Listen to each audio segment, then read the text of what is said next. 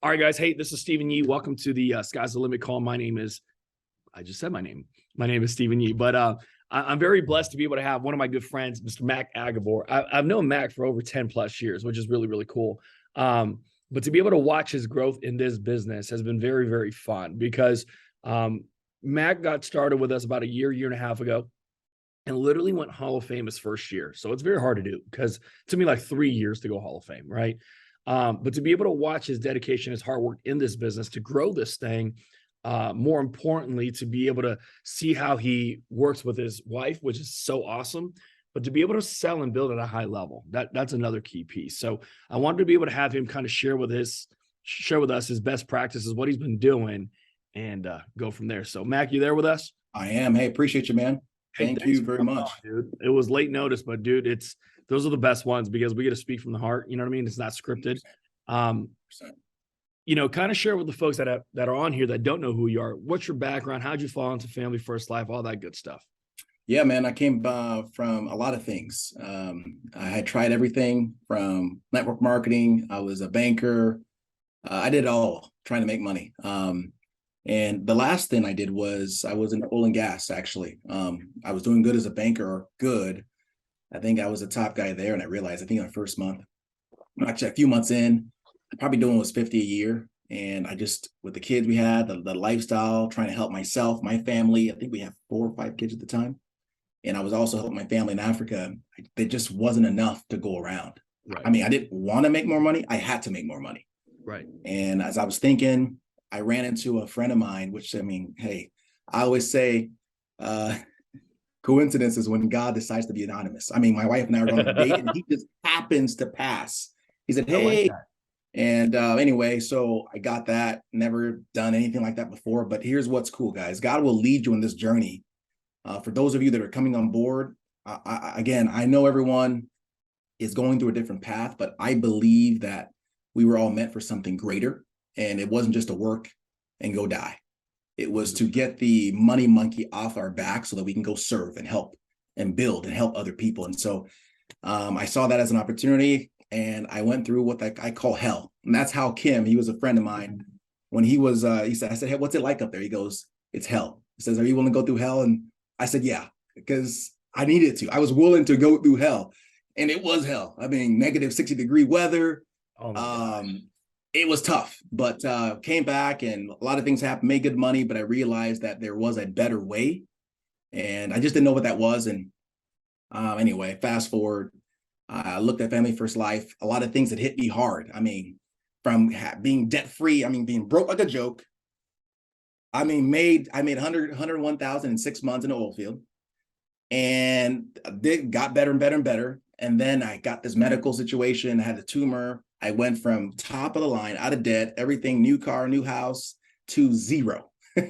And my confidence, oh man, if you can imagine how much I had to go through, I mean, a lot of stuff just to get to where I gotten. When you lose everything you've had, guys, you don't go to zero, you go to below zero. 100%. And I was depressed, didn't feel like I could accomplish anything. And that's when, thank goodness, we linked up with myself, Joe, Steven, and I asked Steven straight up, you remember, I said, hey, can you really do this? And I love what Steven told me. He said, hey, I'm bad, but he said, hey, you'll do okay doing 2 out of 10. I said, really? Yeah.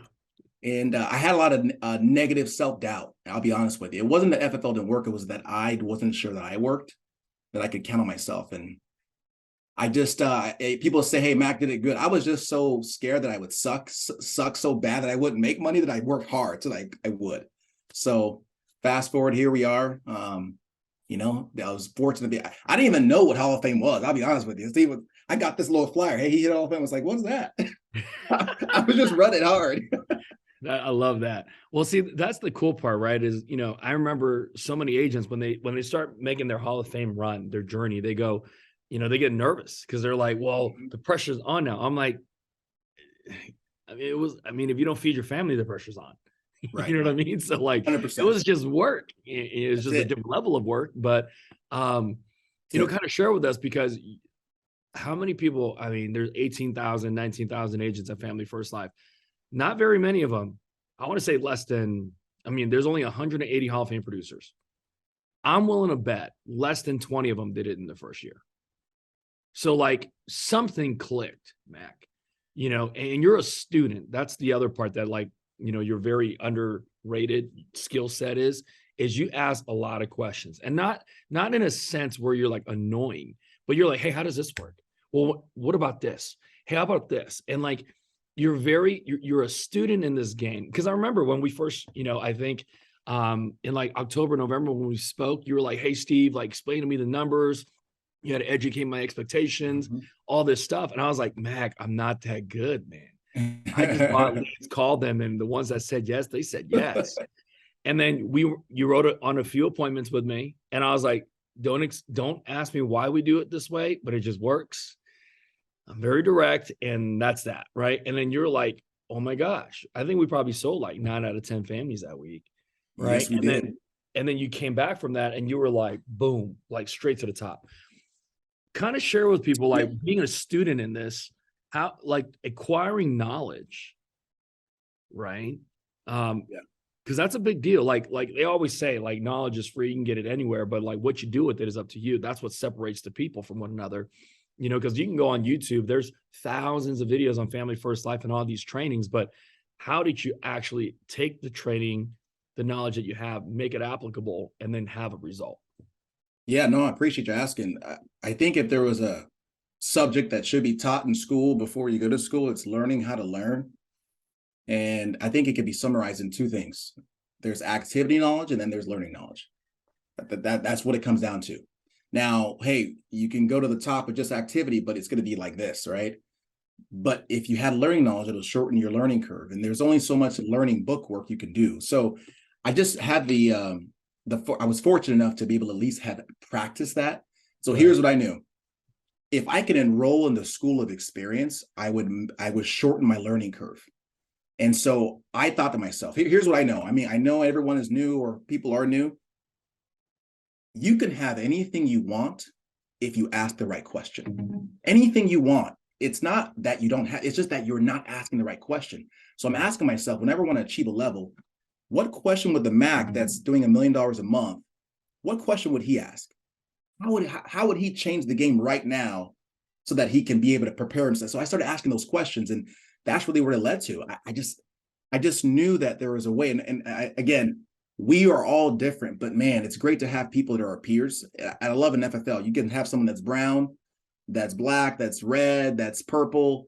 You see all these different people doing it, and all that tells you is that it's just the difference between them and you is work.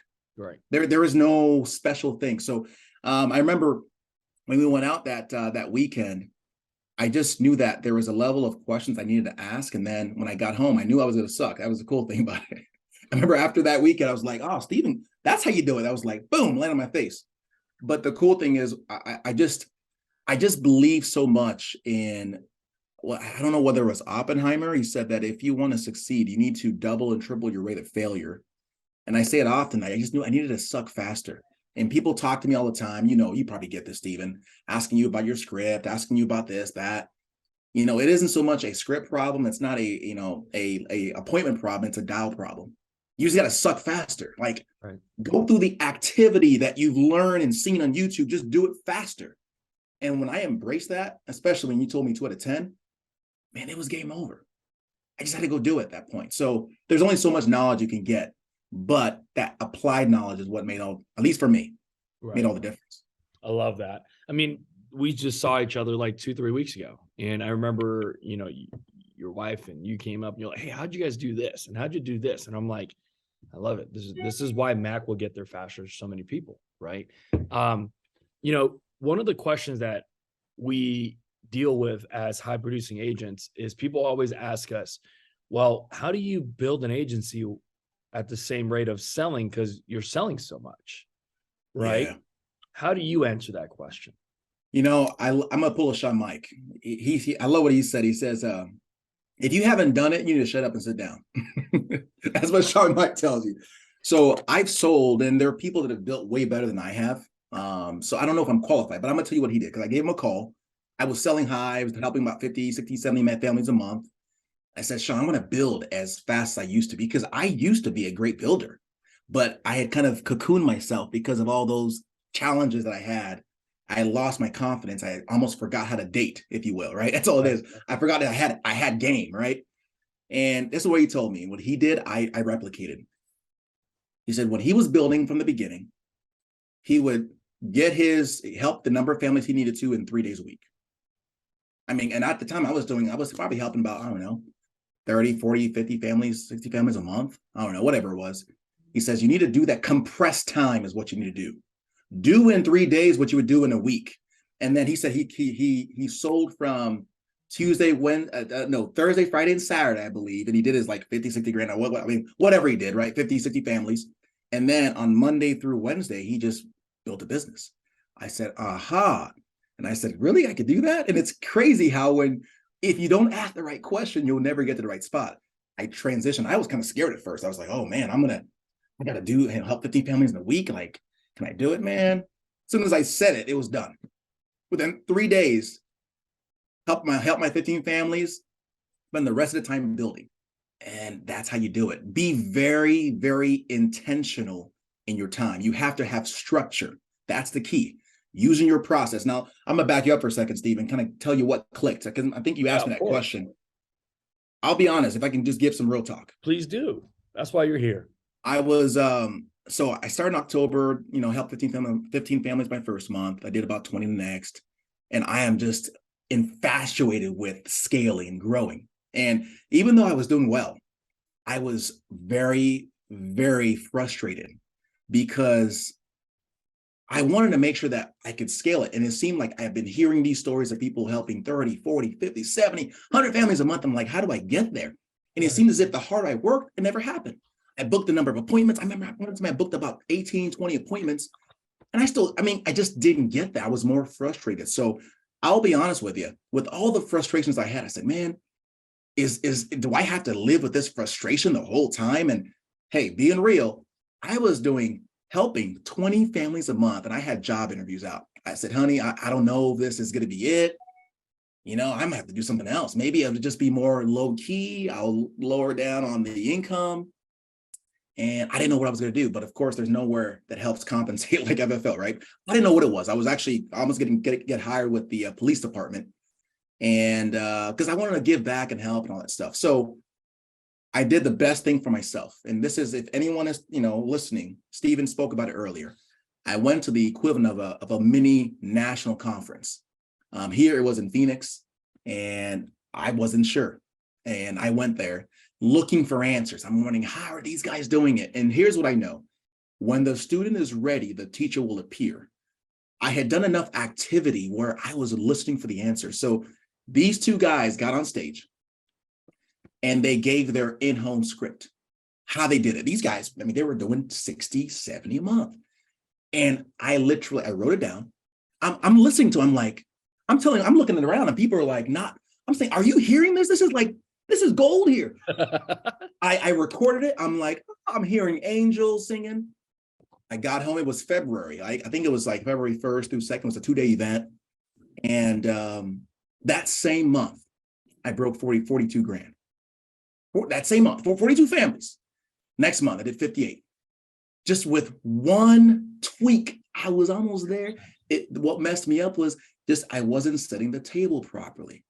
So I was doing the same effort, putting the same effort in, but I just wasn't doing it didn't have the right leverage, right? Right. And that's when it clicked. So we don't know where you are in the process, whether you're, I think of it like a lock, maybe there's three combination clock. Maybe you're at the second, third. All we know is the information is here. The part that we can control is you. And so that's when it clicked. I allowed my activity to put my mind in the right place.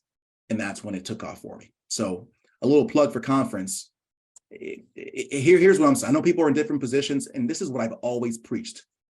If you knew, think about why you got in this business. What is it you want? If you knew the key to you helping 30, 40, 50, 20, 30, whatever number of families you want to help was at the national conference. I don't know, some way, it was just there. What is keeping you from going there now? What excuse are you giving yourself? If you knew that you just get there 3-4 days, it's done. Would you still go, even with the current excuses you got? Most people are like, well, yeah, if I knew it was going to solve it, yeah, well, it's going to solve it because it did for me. So that's what clicks, Steve. Sorry, long answer to a short No, question. that's the good part, because kind of like what I was sharing with you, it's like, I'm going to national conference. Like, what am I trying to pick up from this? Right. And it's not like you're changing this entire presentation. You didn't change your entire presentation. You made a small adjustment to something you already did, but you just weren't doing it as effectively as someone else was doing. And see, like, that's the thing, is like, so many brand new agents are like, but I'm dialing already. Right. But you're not dialing fast enough, or you might not saying the correct opening. And it's a small adjustment. Your tone might be off. You might be too happy on the phone. You might be too depressed, whatever it may be. And so those are the little things that you'll be able to pick up and like implement. I mean, you doubled your income 2 months in a row right after you came back from that amount. I mean, that conference, was it worth it? Yeah, Of course. I would think so. Right. Of course. The other thing I wanted to ask you too is, you talked about talking to Sean and him giving you advice to compress timeframes, right? Like being able to go, hey, instead of going, taking your 15 families helped a week and stretching it out through, 6 or 7 days, doing it in 3. See, one of the things that was very funny too, and I'm so glad you said that, because I picked that up from Zach Trudowski, and he said, when you get really, really good, you can do in 3 days what it took you to do 6. Yep. He goes, now the difference is you got to build the endurance to get there.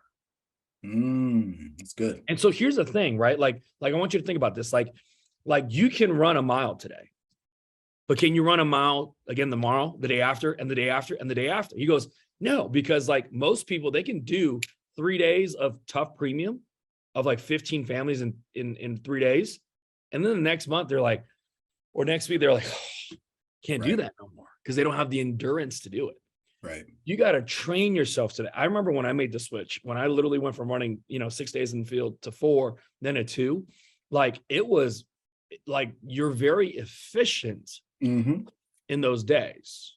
Because you're like, oh yeah, that appointment ain't going to be home. I'm not booking that one. Or if I can book it, but I'm not going to count it. Like you get really very intentional, was the word you use, kind of like what Sean said. You're very intentional about the time slots that you have in your calendar. I like to say, like, you become like a ninja. Oh yeah. Like a sixth sense. That's what happens. And it's like, and what the crazy part is when you get good at that, you go, man, why didn't I do this before? Well, the answer is you weren't ready. You weren't ready. And kind of like you said, like there's so much gold in what you just talked about in that like short segment. You said you were sitting in the training and they were telling you what they were doing, setting the table, and nobody around you is taking notes. And you're like, are you kidding me? Because here's the thing, that was for you to hear. The guy next to you might not have needed that. Which is the reason why he wasn't taking the note on the same topic. By the way, this is why you should never ask somebody else for their notes, because you might be in a completely different place in your business compared to the person that's taking the notes. So like, I guarantee you, if Mac and I and everybody on this call, right, if we all sat in the same training and we looked at our notes afterwards, everybody's notes are different. Yes. Because we only took the note that we needed for that day. It's the truth. And we might be in different places. One thing I'm going to add to that is, and hey, excuse the example, but when you have kids, it just works. You guys remember Power Rangers when you were little? Yep. Right?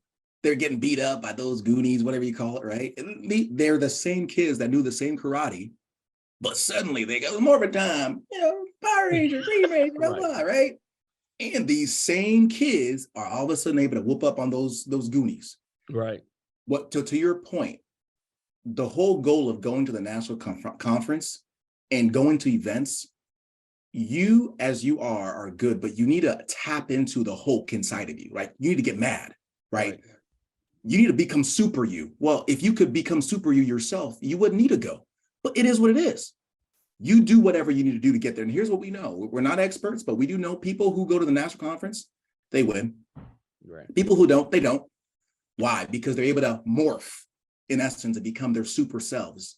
It's always been in them, but they just either didn't know or they couldn't tap into it. They heard the right thing, they smelled the right thing, they saw someone who had maybe the same background, similar situation, had some kind of challenge. They're like, wow. And all of a sudden their mind just activates. And here's what I love what Jim Rohn said. He said, a mind once expanded never returns the same size, ever.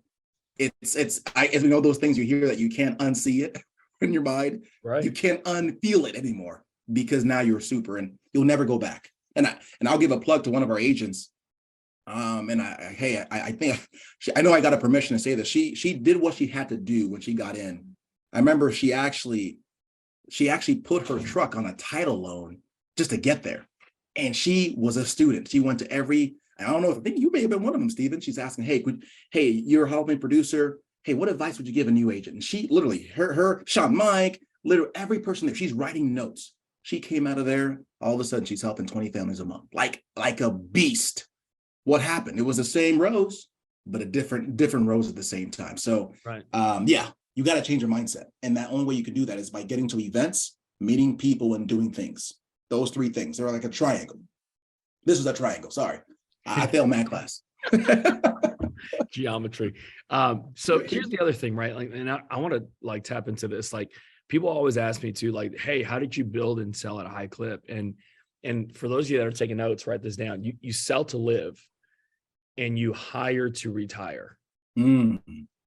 You sell to live because you pay your bills with your personal pen, and then you hire to build a team so that you can eventually retire from being in the field. Because here's the other thing. You don't want to sell insurance for 37 years. That's not the goal. There's a lot of people that we talk to when we recruit on a daily basis. They go, hey, Mac, I've had an insurance license longer than you've been alive, son. And I'm like, and that's not a good thing. Right. Because I wouldn't be looking for a new thing to do if I've been in the industry for that long. Does that make sense? And so I share that because the way you get out of that, like the way you get out of the rat race in insurance is by building a team.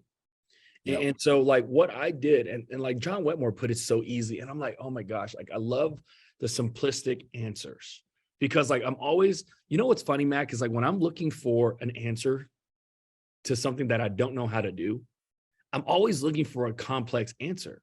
Right. Because I'm like, if it was simple and I didn't know how to do it, man, I gotta be stupid. Right. Right. But like if it's complex, then I'm like, oh, that's why I didn't do it, because sure, you know, whatever. And I remember I was listening to John Wetmore. He's a Hall of Fame producer, integrity partner, big agency, all this good stuff. And someone asked him recently, and they're like, hey, how did you sell and build at a high level at the same time? And he goes, y'all run 20, 25, 30 appointments to protect families, right? They're like, yeah. He goes, yeah, I did too. And I just ran 25 interviews to hire people too. I did 25 and 25. That was my plan. Called it 25 and 25. 25 appointments to sell, 25 appointments to recruit. And he was like, what is that? Let's just say every one of them took an hour, which they don't. But let's just say they took an hour. That's a 50-hour work week.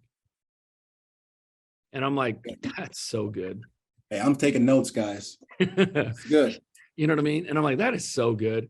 Because like Grady Polson says all the time, we have a selling muscle and a recruiting muscle, right? Like selling, recruiting, right? He's like, some of us just literally work out with our left arm the whole time. We never, ever recruit ever. And that's the thing that sucks is like, I remember listening to Andrew Taylor talk to one of our agents. He said, hey, Mac, your window, and this is brutally honest, that's why I love the answer. He goes, hey, your window to being a permanent agent for the rest of your life is closing in. He's like, because if you don't, he's like, the window for you to build an agency is almost gone if you don't start now for this agent, because he's been selling for such a long time, for a decade, right?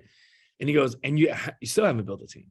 So he goes, that skill set is almost gonna, like your skill set to build an agency is closing in. You're almost gonna have to be an insurance producer for the rest of your life. Forever. Let me add this too, if you don't mind me, Stephen. I hope you notice that the people we're learning from, it's not us. We're not saying in the book of Stephen, in the book of Mac, we just copy the right cats. Like all I'm saying is, you may be looking at yourself saying, well, that's Grady, or that's, Zach, or whoever. That's John Wetmore. You don't have to be the best. You just have to follow the system. Going back to Grady, he gave at that conference I told you about earlier, he said a 10-10-10 plan. 10 people in class. So figure out however many interviews you need. 10 in class, 10 in contracting, and you do 10 families a week. That's it. So you figure out in your own system, and here's what I love. It's a numbers game. I used to be freaked out thinking and comparing myself to other great recruiters, but here's what kind of came to mind. There are people looking for you specifically. And you can do one of two things. You can believe in scarcity, or you can believe in abundance. You think, oh, Steven recruited 10 today. Oh, that's 10 away from me. Not realizing there's millions out there. Right. It wasn't Steven got them all. There's enough for everyone. And more importantly, there are enough people looking for you specifically, like your way of doing it, your how, your connection. That's just how God made it. There are people that aren't looking for Steven on purpose because he's abundant in every way. You see what I'm saying? It's when I got that, oh, it liberated me so much where I wasn't judging myself on my current skill set. Whatever you got, that's all you need. Just go do the activity. And quantity doesn't always win. Right. Quality wins too. Mm-hmm. Because you could recruit 10 bums today, and I recruited one decent one or one really good one. My one really good agent's going to win.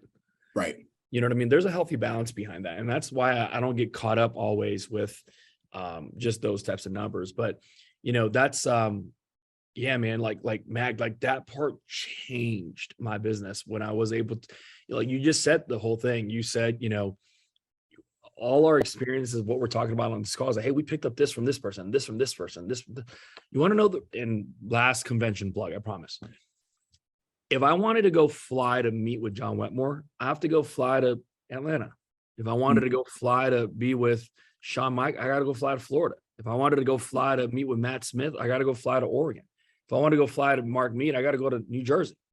And Andrew's in my backyard, I get it. But, you know, Trey and Paul McLean are in Southern California. If I wanted to learn from all these people, how much airfare would I have to spend to be able to get to these places? But on February 1st to the 4th, we're all in the same place. I spend one airfare to be able to get access because everybody's in the same location. Kind of like what you said with Rose, like that's how I learned. I had like specific questions for every person that I was going to look and seek out. Like, for example, if I was a brand new agent, Mac, you're a Hall of Fame producer, because on the badge, it says it, right? I'd be like, hey, you're a Hall of Fame producer. Give me one tip that took you from writing, you know, 10, 15, 20 families to 40 a month. And then whatever you say, I'm taking down. And what you say might not even jive with me. Yet. It might. Today. But you look at your notes 6 months from now, it's the lock you needed. Right. And that's why I'm saying it's like, I had, like, when I went to conference, I was very intentional with who I was going to speak with and what question I was going to ask them. Like, people ask me all the time, like, they're like, hey, when you got your integrity deal, you know, da-da-da-da-da. I was like, you know how many people I talked to about my integrity deal? Like every partner, I asked them questions. Hey, before you were closing, like, what was your staff makeup? Hey, before you closed, what was your deposits, gross net, EBITDA margin, da-da-da-da-da. Hey, what was your team doing? How did you grow? Like, I'm like you in a sense. I just asked a lot of questions and shut up. Right. And then when they gave me the answer, it was like going to a buffet. Like, I went to the buffet line and I'm like, oh, I don't want to have that. Cool. I'm going to walk right by it. Oh, that looks good. I'll take it, put it on my plate. Right. Some people gave me answers that I didn't like. Right. I'm just being honest with you. I'm like, I just wouldn't do it that way. Hey, but thank you. Like, I wouldn't say it, but like in my mind, I'm thinking it, but I'm still taking it down respectfully. But like walking away, I'm like, I just don't think that would fit with my personality. Then somebody else would give me the same answer to the same question, but word it their way. And I'm like, that's it right there. Right. And so like, that's why, you know, I love what Rose said. It's like a scavenger hunt. And you have a list of people and you're trying to find these people and ask them specific questions because there's no reason why you would go to that event and not be able to pick up the information. Why wouldn't you? You got the best of the best. If you would please give me the honor of being the last plug for conference. You guys are going to tell me this. I guarantee you, and I'm going to tell you when you come to me, I told you so. Your number one regret would be you didn't take enough people with you. I'm telling you right now. So knowing what we talked about, we're talking about Disneyland. We're talking about, you know, Neverland, right? It sounds great. But I'm telling you, when you get there, you're like, oh, I wish I had 50 people here. And here's what you know. What we know. You help get 50 people to conference. Your business will run away from you. That's what Grady Paulson did. He figured out some way, somehow he got 50 people to conference. Their mind changed, that synergy. All of a sudden, just when 1 + 1 becomes 4, that's when it took off for him, because everyone was on the same page. So I know some of you are already committed to going. Some of you are thinking, well, I will go now. I wasn't before. It's not about you anymore. When this business becomes more than just about you, that's when it takes off. How fast can you get yourself going? How many people can you bring with you? That's the question. So just remember that. If you were thinking of bringing 1, bring 4. Figure out some way. And if this truly is what we're saying it is, and hey, we could just be high paid actors, right? Steven's probably better looking than me, so he's probably getting paid more than I am. But if it truly is what we're saying, how many people would you say, just get here, man? Just get here. Go to a conference. Even if they went just to see our keynote speakers, it'd be worth it. Yeah. But here's the crazy part. The keynote speakers are really good. Like, they really are good. Like, we pay a top dollar to get them. Mm-hmm. I learn more from our own agents, because the keynote speakers don't sell insurance. Does that make sense? True. So like, I can't go to Damon John, Shark Tank, and be like, hey, what's your lead strategy? Right. Not saying I don't want to listen to him speak. I definitely want to listen to him speak.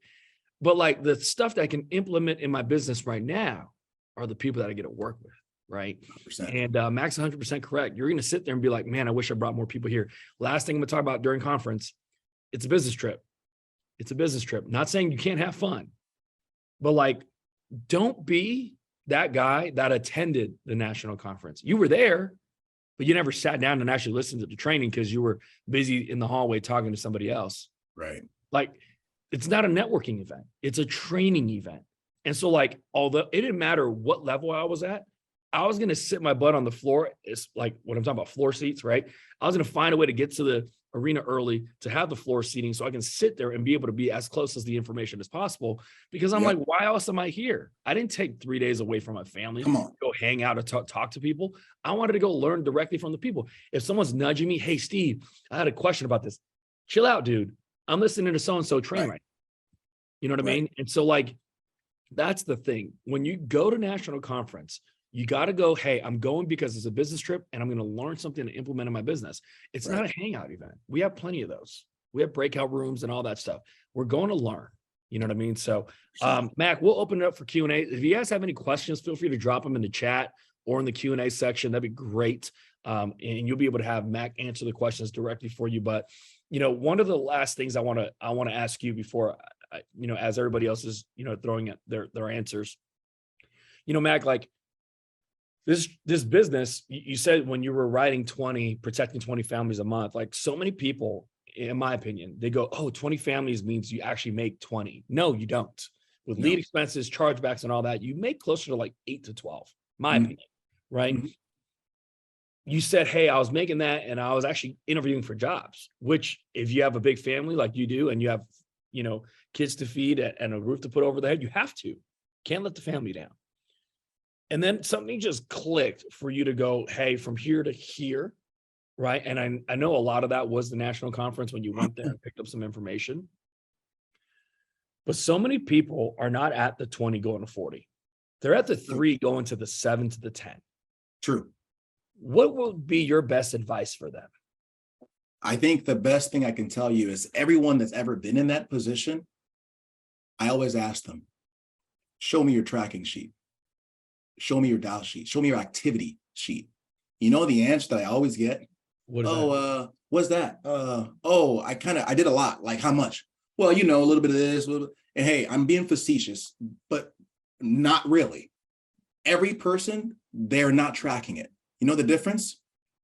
I tracked it, because if you can't measure it, you can't manage it. Truly, the number one issue is they're not working hard enough. We have agents. I remember a head agent about 2 weeks ago. He needed to make this work. I said, let me see your dials. And he wasn't tracking it. He started tracking it. He wasn't doing enough dials. He was doing about 200 dials. I said, man, listen, when someone tells me that they need to make this work, I get intense. I mean, we're like this, because I remember the feeling when I had a wife and kids that are depending on me, the dad. And I remember when I was a kid, when I had to go to the food stamp line, and I remember that. And I remember hey, thank goodness for America that they got, you know, safety nets. I remember the feeling of just the embarrassment. And back in the day, guys, they didn't have a little card. they had a little monopoly money, right? Yeah, Where you you had to felt rip like it an out of the idiot. booklet. Right. You take the booklet out, people are like, look at this fool, right? Listen, none of that was happening for me. So when someone tells me they need this to work and they show me $200, I'm like, I thought you were serious. That's what I say to myself. And I said, listen, you got to get that at a minimum $500 to $1,000. And all of a sudden, that agent, he said, okay. I said, hey, I don't care what's going on. You figure it out. Well, I got this. No. You're either serious or you're not. You can make excuses or you can make money. You can't make both. And all of a sudden, he jumped his dials up. He went to $600, and who would have thought he started making money all of a sudden? So if you're at that position, it's only for three reasons. You're either not doing it right. So how do we know you're doing it right? We look at your activity. If you are for sure you're doing it right, well, it's because you're not doing it enough, right? You ain't making enough dials, like, right? And if you're Steven, whoever your upline is saying, hey, this guy's doing it right. He has the right, verbiage. He's not too excited. He's doing it enough. The only thing it could be, which in FFL, this doesn't normally happen, is you need more self-development. That's it. But here in FFL, it's about work ethic. You can be a jerk as long as you're not a jerk to the clients. You're still going to sell, right? Usually, Stephen, to answer your question in short, they're just not working hard enough. Yeah, I guarantee it every time. Here's the numbers. You dial enough leads, certain number of people will answer the phone. You'll help a certain number of people. Certain number of people will say, go F off, leave me alone, pound sand. It's just a numbers game. The question is, are they willing to go through the numbers? Right. I love it. So Sean asked a question on here. He said, do you only buy leads? Do you contact your warm market, door knock? What's your answer to that? Good question. This is a leads business. I started off, part of the reason that I started the business was I didn't have to call my warm market because I was in the NFL club, the No Friends Left club. And so I just simply dialed leads. That's it. And now I look back, hindsight, if I was broke like a joke, I should have gone ahead and actually helped and contact my warm market too. I should have done that. I had a buddy of mine from high school. His dad took me to school, and I was almost prideful when I was doing okay at FFL that I didn't need to talk to my family, friends. This is a buddy, he had a business. I asked him to get in the business. He's like, I want to, but not right now. I didn't even think about, hey man, I care about this guy. Let me ask him about his life insurance. This guy this last year got stomach cancer, 37 years old. Losing his business. I know come on now. And that's how I feel. I didn't reach out. So no, I work on leads primarily. They're like 95, 99% of my business, but that is not to say you should not at least make an attempt, because you're going to feel like a jerk when you don't help someone who should have had living benefits, right? But it's just leads, bro. Leads straight up. I have door knock. Those where everything works. I know we have an agent here, Sandra Kehoe. She just door knocked this whole month. That's it. Like the lead, she doesn't call them. She just door knocks them. She's at, I think 30 families for the month of October, 30 families, just door knocking, So whatever your weapon is, it'll work. Guess what the difference is? The water, just add water, is the hard work in it. So get with whoever that is your lead, your leadership, and create a plan. The plan you have to be accountable to. There is no one I have ever known, I'm telling you, in FFL, you create a plan, you knock this amount of people, you make this amount of calls, who does not make money here. It doesn't exist. Every time I've made that bold statement, I will put my commission for the month on the line if you do X and it doesn't work. I'm just that confident because the numbers make sense. People fill the form out wanting life insurance. Come on now, we ain't calling strangers. You know what I'm saying? So anyway, hope that was good. I was answering your question. Yeah, another one is from Jordan. What did you do to raise your closing rate from 3 out of 10 to 6 out of 10? And what clicked for you? The difference between a great producer and an average or mediocre producer are the questions they ask. That's the difference. In addition, in the beginning, I just went through. Maybe at the end, I wasn't sure whether they would bite or not. What I discovered as I listened to top producers who help 60 families a week, 50 a week, I was like, wow, these guys ask a lot of questions. And it isn't like interrogation. They're literally trying to find the problem so that they can solve the problem. And they are so good. And I actually adopted this where before they even present the options, the client's already bought from them. I was like, that's the difference. I started asking better questions to be able to identify the problem, painting the picture, finding out the why. I mean, I'll give you an example. Most people ask, who would be the person in charge? Who, if you passed away? Your son, got it. We leave it there. I went in deeper. So, okay, is your son, is he local? Okay, so he would have to fly in. Got it. So there's expense there. Now, is he got a good job, or does he have his own family? Yeah. Okay, so right now, if you pass with a good job and all, would he be able to just, come up with the 10, 20 grand, no problem? Or would that put him out too? Oh, that would put him out. Got it. So you're trying to make sure that if you pass away tomorrow, you don't put him out, even though he could afford it. Am I getting that right? Yes. Got it. Okay. All right. So do you have any desire to leave any extra on top of that? You see what I'm saying? We're asking question, so that by the time we're done, it's like you're transfixed in that this is the most important thing. And then we get to the very end, before I even present the options, I'm like, okay, based on what we're looking at here, Stephen, it's like you bring $4 grand a month, your wife $6. If you passed, she would be complete up the creek because she would lose all that money with the kids. There wouldn't be any opportunity for them to be able to get raised. Things would get tight for her. So based on that and your meds, and we don't know what happens in the future, you drive quite a bit, you could die tomorrow. You guys are with me that we got to put something in place today, right? This is even before the options. They're like, yeah, perfect. All right, Stephen. So here's what I'm going to give you the 3 options. That's why I'm smoking out every objection before I even get it. You see when you hear top producers say things like, I don't get objections. I used to like, what? Well, you guys got different leads or something? No, we just ask questions to get them all out. Yeah, it's the leads, right? No, we just smoke them out where they're irrelevant. Like we're like assassins. Boop, boop, boom, dead. Right?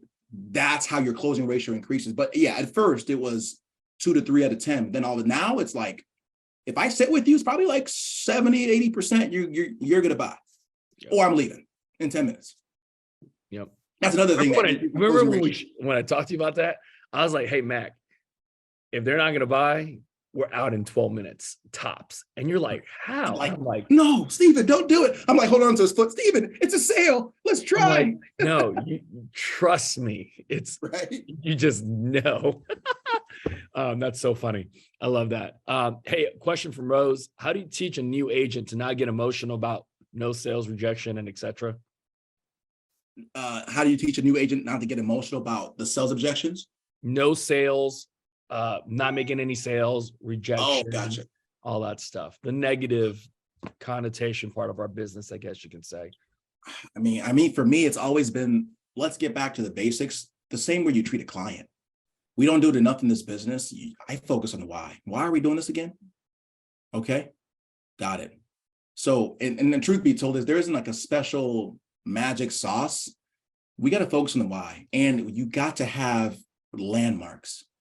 Like I'll give you an example. So for my wife, some of you know that she sells as well. You have to have landmarks. Even for me, you know what your why is, and so instead of looking for maybe changing the scoreboard is a better way to say it. If the scoreboard is sales, change that scoreboard. It's not sales, it's presentations. Right. Focus on a win.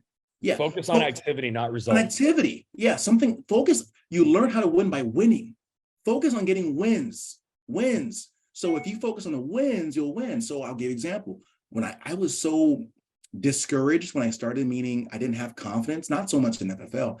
I couldn't focus on the sales. I had to focus on the no's. I was that bad because that was a win for me. I'm going to get 50 no's, 100 no's. Yes. Yeah. No. I mean, I always joke around, but I was so, I had so little confidence. Someone would say, I'm not, hey, I would say, stop them. I would say, hey, let me finish it for you. Interested? Let me hang up for you. Like, it was like that, right? I look for the wins. So if you switch it around and look for the wins where like you almost psych them out or trick them, they'll literally skip their way to activity and actually winning. But they have to participate in their own rescue in helping with the why. I'm going to take a stab at that. Here's one of the things. And for those of you that don't know, like I went 0 for 14 to start. Like my first 14 appointments that I sat on, nobody bought. Wow. So like people ask me all the time, like, why didn't you quit? And I was like, it was a horrible answer because there's a 2-part answer. Why didn't I quit? Number one, I knew Trey and Joe for a long time because I've known them for like 10 plus years. So like, therefore I was like, if they figured it out, I wasn't too stupid. So I'd eventually figure it out. That was part one. And then part two was like, what's the worst that can happen? Me go back to a job? I'm good. Right. You know? And so like a lot of times we get objections, objections, rejection, no sales and all that stuff. Like when we're dialing, from what I've seen so many times, we're working with brand new agents, the fear of objections and all that stuff is massive. Yep. We're not going to lie about it. Here's the best thing I can tell you is you're not going to ever eliminate it. Right. Matter of fact, if Mac and I got on the phone right now to call clients, we'd feel some type of nervousness. It's kind of like when we played sports, right, Mac? Like every game during pregame, you still have jitters. Yep, I did. Right. And it's just the way it is. And so like, I say that because, I would always put a picture of my family right next to my station, right? My dial station or my computer or my phone, whatever it is. And like, this sounds so cheesy, but it worked for me. So I'm just giving you examples of what worked for me.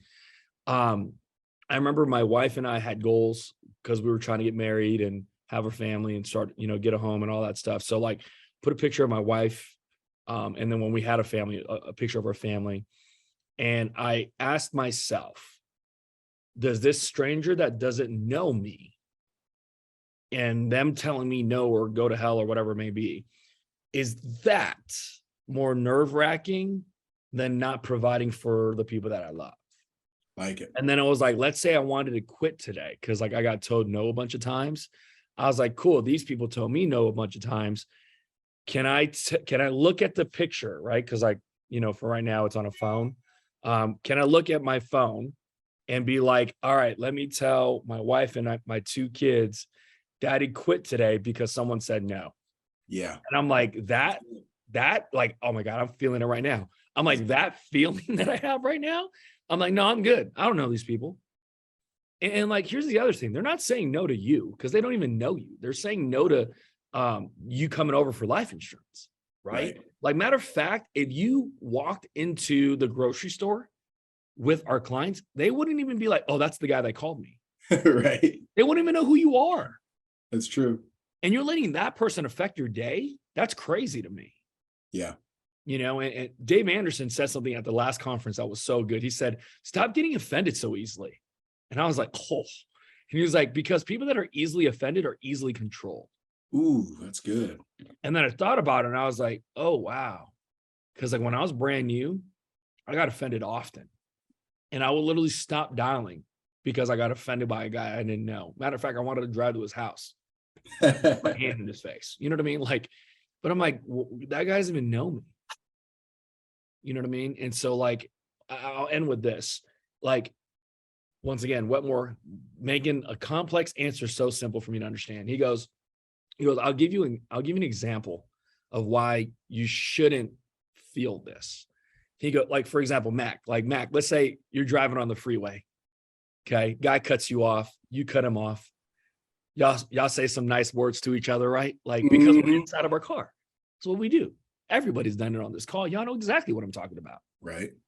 Because we're because we're in a car behind something, right? We feel safe. Watch this.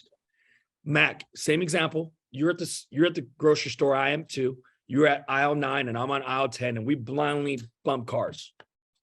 You know what we're going to say to each other? Hey man, I'm sorry. So true. The guy that just cussed me out 2 minutes ago. It's true. In his car. Now we bump cars. Sorry about that. Hey, have a good day. That's good. It's true. Dude, it's because they're behind something. So like everybody behind something, like we call them keyboard warriors, right? The people that will go online and talk all this mess, but they'll never say it to your face in person.